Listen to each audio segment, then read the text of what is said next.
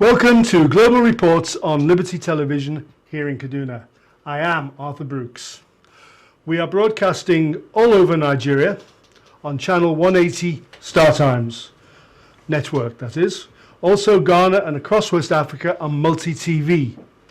And a really big welcome to all our new viewers in Jos and Plateau State, where we are on free-to-air, free TV, channel 775. You can also follow us live on the internet worldwide from our website www.libertytvradio.com. Today, as usual, we look back at some of the news from around the world which has trended on international news platforms. First of all, I'm joined in this, I forgot almost, today I'm joined in the studio by my very good guest, Mr. Francis Nyango. Welcome, Francis, to the studio. Thank you, Arthur. First of all, we will take a look at the world's newspapers from today and yesterday.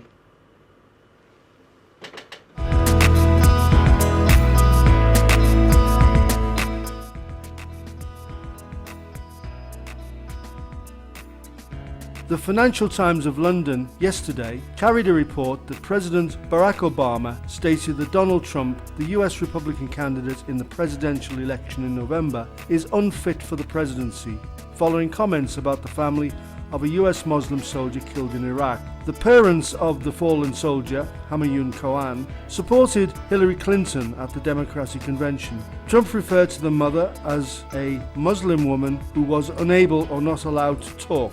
This has led to much criticism within and outside the USA.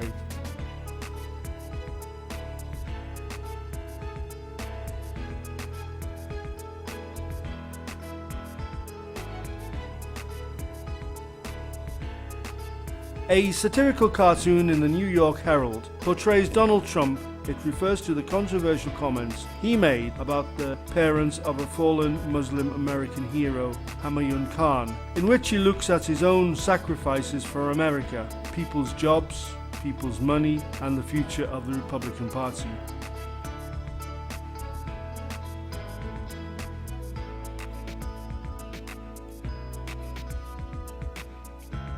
The United Kingdom Guardian newspaper highlights the plight of young refugees left alone and abandoned in refugee camps in Calais, France, whilst waiting for Britain to give permission for them to enter the UK. Delays from the UK government are causing despair from the United Nations High Commissioner for Refugees and other concerted humanitarian organisations.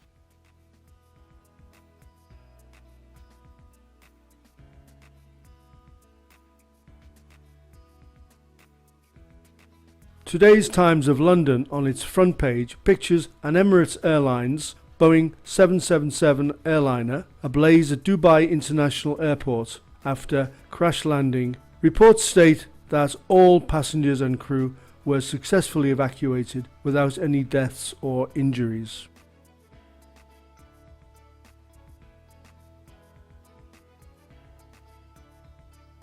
The Singapore Today newspaper carries a front-page photograph and report showing the Singapore Prime Minister Lee Hsien Loong and US President Barack Obama with their wives at the White House in Washington, USA. US President Barack Obama spoke highly of Singapore's success over the past 50 years. The visit coincides with Singapore's 50th anniversary of their independence from Great Britain. Prime Minister Lee Hsien Loong is the son of the first Prime Minister of Singapore, Lee Kuan Yew.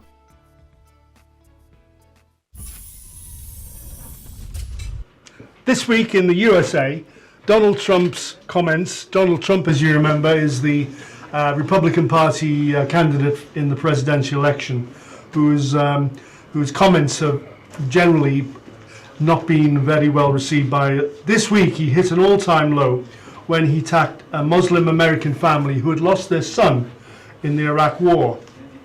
Their crime was to support Hillary Clinton. Let's watch a short clip.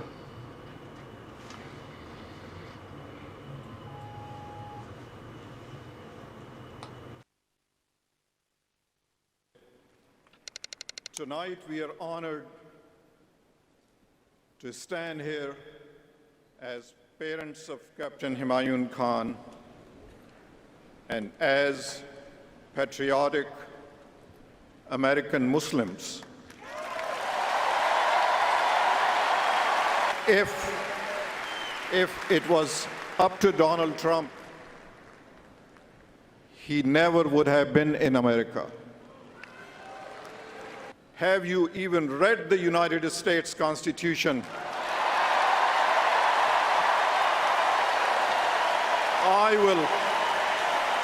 I will gladly lend you my copy.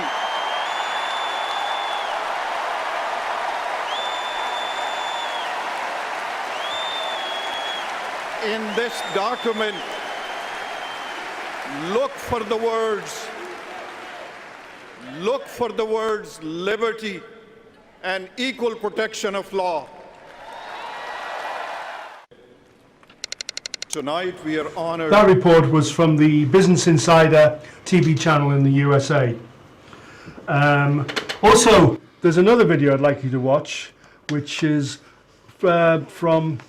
which features President Barack Obama of the United States speaking on the visit of the Singapore Prime Minister. Watch this report from French news agency AFP. Hello, everyone. Please have a seat. I think the Republican nominee is unfit to serve as president. I said so last week, and he keeps on proving it. This isn't a situation where you have an episodic gaffe. This is daily and weekly, where they are distancing themselves from statements he's making. There has to be a point at which you say, this is not somebody I can support for President of the United States.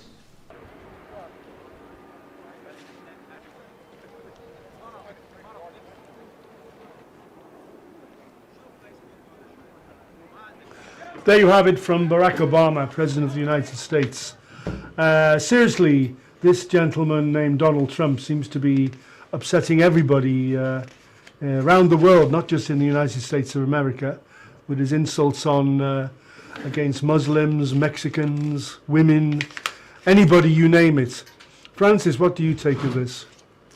Yeah, I tend to agree with President Obama. All this while, Donald Trump, he has been engaging in campaign of slandering his opponent, and which is not good for someone who is aspiring for such a position in the United States of America. I believe politics should be issue-based, not slandering your opponent. And I want to believe President Obama for saying that he is not going to support such a person. I tend to agree with him. America has a constitution. The Constitution of America is clearly stated that everybody has the freedom of worship. And I see no reason why the person of Donald Trump is now attacking the Muslims. To me, that will not augur well for him. And you can see that his popularity is gradually waning on a daily basis. Yeah, but I think Trump gains his popularity from being very, for making scandalous statements. He doesn't. It seems to be like what they say, water off a duck's back. That he doesn't give a damn what he says, and he theorizes the more controversy he creates, the better it is for his ratings. And it's not just Muslims, of course. He's attacked blacks. He's attacked Mexicans. He's attacked women. He's attacked just about every corner of American society. He even said that Africans would not be allowed in, that Mexicans were rapists and thieves. So where is this going? But then again, here in Nigeria, our own breed of politicians also create a lot of controversy and basically tell untruths about their opponents. Is it not so? Yeah, that's back home here in Nigeria. That has been happening. But if you look at the recent election, the 2015 elections, actually things have taken a different direction. In Nigeria today, if you go like the days that you slander, you speak against someone and nothing has been done. Now, the electorates are enlightened. Whether you lie or not, people know the right thing. So it's the 2015 election, everybody saw what happened. People that used to deceive and lie about people, we know we all witnessed what happened then. They never got back to their office. They never re-elected. So I think people are the electorates, people are enlightened now. And that won't continue again. So what do you think of who's going to win the American presidential election? Now it's a two-horse team match. It's between Donald Trump and Hillary Clinton. Of course, she was the first lady before, the famous wife of Bill Clinton and former Secretary of State and Senator for New York. She also is not that popular among some parts of the electorate. They think she's a bit too arrogant in some parts. No. The way it is now, I believe Hillary Clinton is going to win the election. And she was one time Secretary of State in the United States. Yeah. She has the international exposure than even Trump. Yeah. So besides that, I've been following her campaign. Actually, the way she's going, I'm absolutely sure that she's going to win the election. To me, I term Trump to be a racist. That's absolutely. Yeah, that's. But does he resonates with that kind of what they call the rednecked white Americans? They seem to find him an acceptable candidate. They're all afraid of immigration of refugees from the Middle East are going to create problems, and in fact, some have, as we know. Some of the terrorists have turned out to be refugees. So it is a problem, and you can imagine when those kind of incidents of terrorism happen, then very much so, some of these kind of people who support Trump are going to say, yeah, our man will deal with this. So America has a problem there. But the question now is, how many of them are in support of that? The majority of Americans are not in support of that idea. Well, what is a majority? That's what it's coming to. I think the recent polls, what do you call it?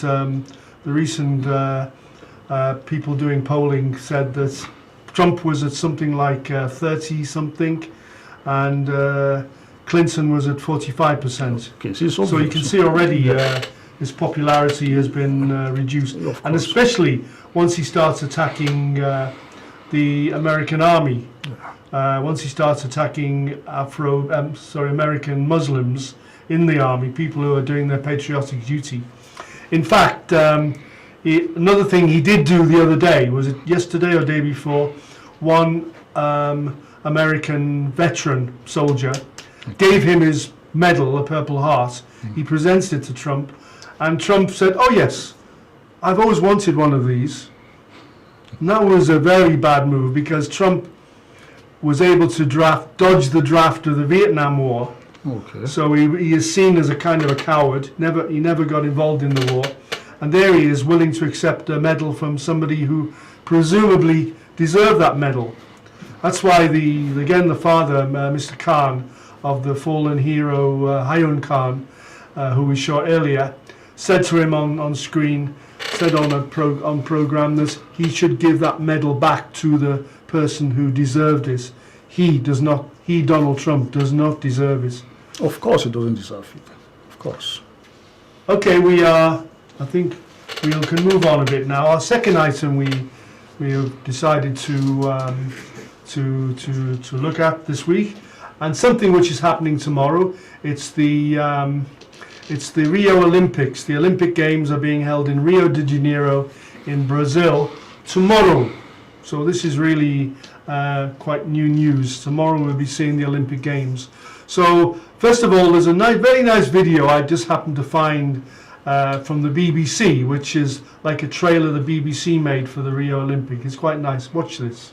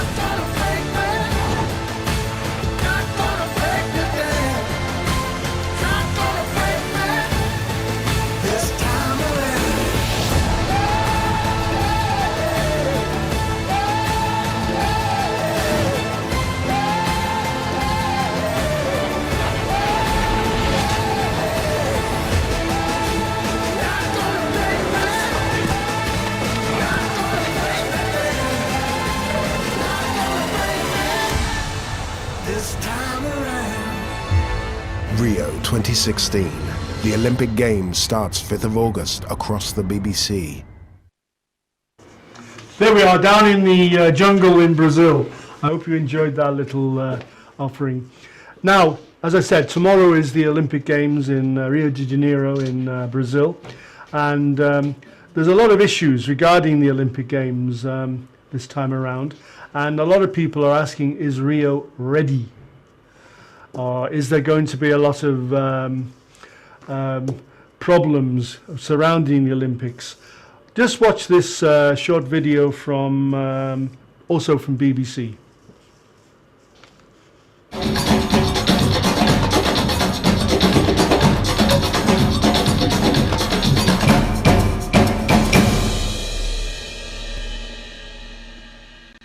Sometimes we are not good in starting points, but we are very good in finishing. So that's a very clear example of what we have here. A couple of months ago, the people were judging us if we can deliver this stadium or the velodrome, and everything is there.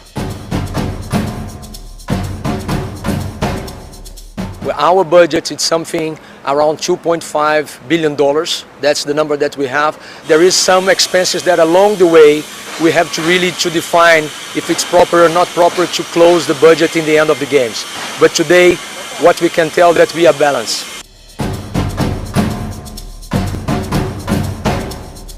What the state has contributed right to now is something about 400 million reais for the games. And the deficit that they have is something about 11 billion reais. So you can see that there is no correlation between the investment that they have done in the games and the situation that they have. So the games is not the one that's driving that situation for the state.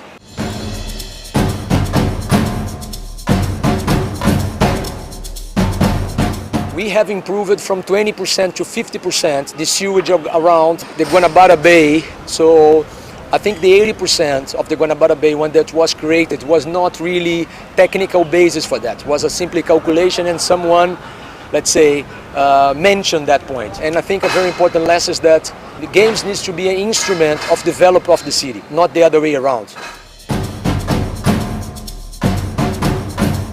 After the games, we can really have a legacy that say that we are not only about the coast, we are not really about the shore, we are not only about the beaches and so on. If you're talking about all the service that will be around, the numbers of training, the numbers of people that we are teaching English, that we are doing these investments and so on, is absolutely fantastic.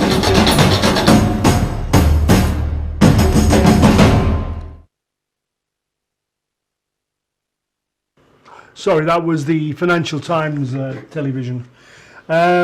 Yes, the Olympics are on with many problems, from construction to water quality, uncompleted construction, and of course the Zika virus, which has caused so many athletes to decide not to go to the games because Zika, although it doesn't affect athletes or people normally, except in childbirth.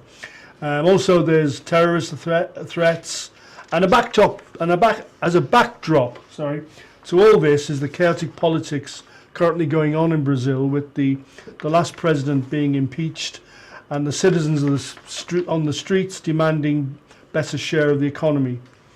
But with this impact on the games, will Brazil go nuts during the 2016 Olympics? It's 4 years since the London Olympics.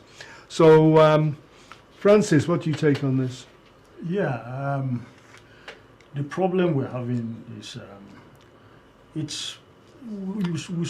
the most important thing we should do is earlier preparation. It's very, very important, and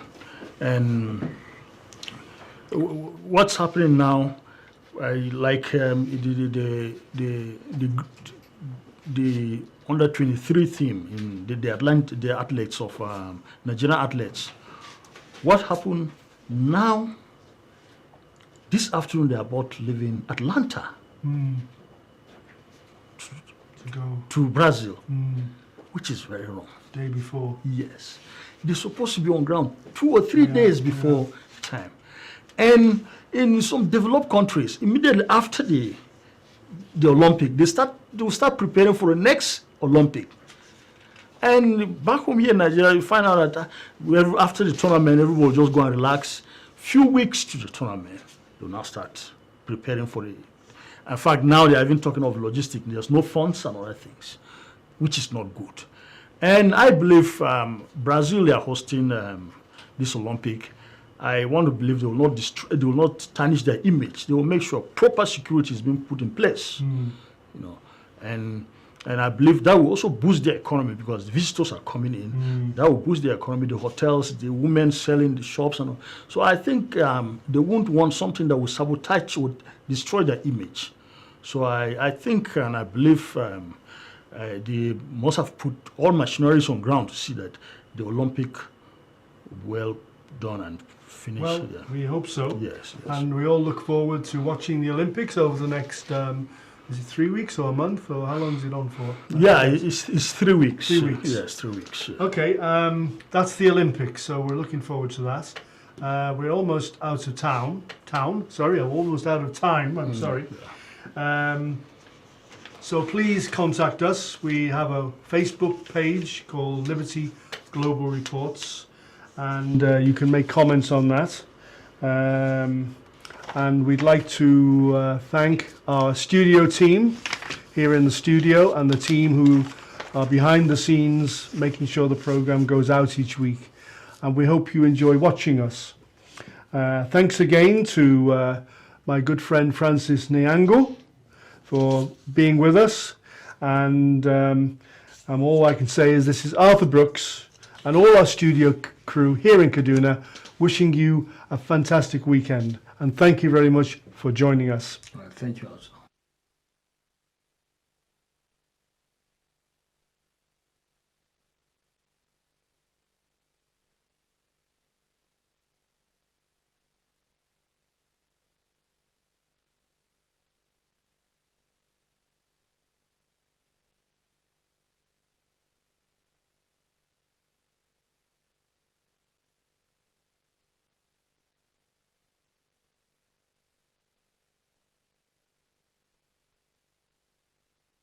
Voice for